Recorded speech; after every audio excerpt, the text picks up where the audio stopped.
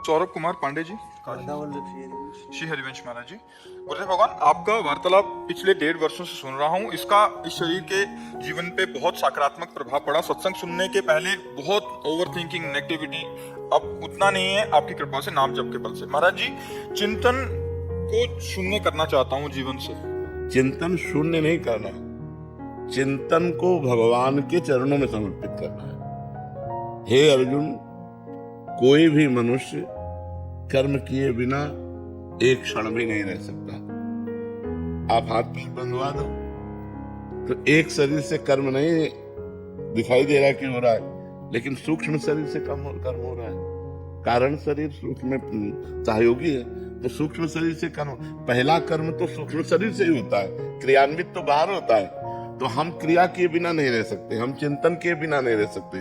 तो हमें असत चिंतन त्यागना है और सत चिंतन परायण रहना है। सनकादि ब्रह्म ऋषि ब्रह्म बोध संपन्न महापुरुष है, हर समय जपते रहते हैं हरिश शरणम हरिश शरणम हरिश शरणम। तो हमारा क्या है, जगत का चिंतन छूट जाए, भगवत चिंतन हो। चिंतन शून्य नहीं होना, चिंतन परायण होना है। अगर हमारा निरंतर प्रिया प्रीतम का चिंतन हो रहा है, हरि का चिंतन हो रहा है, राम का चिंतन हो रहा है, इससे बढ़कर कोई बात नहीं। चिंतन शून्य नहीं होना, चिंतन परायण होना है। समझ पा रहे हैं? पर ना चाहते हुए भी कभी कभी जैसे वो चीज नहीं चाहते हैं सोचना, लेकिन फिर आ जाता है। उसको हम ऐसे उपेक्षा करते हैं, न राग न द्वेष, उपेक्षा। उपेक्षा का मतलब होता है जैसे आप रास्ते में चल रहे हो, क्या क्या पड़ा, आप सब बटोरते चले जा रहे हो क्या?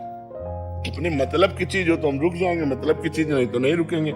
ऐसे ही हमारे मन रूपी जीवन रास्ते में बहुत कूड़ा करकट भी पड़ा है, काम क्रोध लोभ मोह मद मत्सर जन्म जन्मांतर के संस्कार, वो फेंक रहा है। अब हमें नहीं चाहिए, क्योंकि अब हम जागृत हो चुके हैं, तो हम उपेक्षा करते हैं। उपेक्षा का मतलब कोई मतलब ही नहीं, ना हम परेशान होते हैं ना हम हर्षित होते हैं। जैसे अनुकूल आ गया तो हर्षित नहीं होते, प्रतिकूल आ गया तो हम परेशान नहीं होते, वो नष्ट हो जाएगा।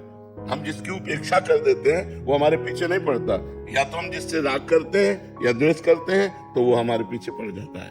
समझ रहे ना? तो जैसे हम भजन कर रहे हैं, चिंतन कर रहे हैं, अब संसारी कोई चिंतन आ गया, गलत कोई चिंतन आ गया, बिल्कुल सम रहते हुए उसे हटा दिया, इससे हमें कोई मतलब नहीं, वो खत्म हो गया, डिलीट हो गया। ये क्यों आ गया, कैसे आ गया, अरे अब क्या होगा, कुछ नहीं।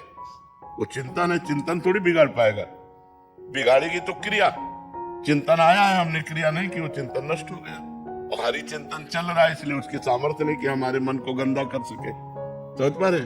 देखिए, ये अपराध जो बनता है, मानसिक अपराध किसी के प्रति, मानसिक से चल रास्ते में चलते हुए आ गया, उपेक्षा, उपेक्षा। मन बहुत फिर मन समझाता है गलत हुआ। नहीं, उपेक्षा मन है, वो श्री जी के प्रति सोच सकता है, ठाकुर जी के प्रति सोच सकता है, वो गुरु जी के भी प्रति सोच सकता है, लेकिन हम वाणी और शरीर से क्रिया ना होने दें।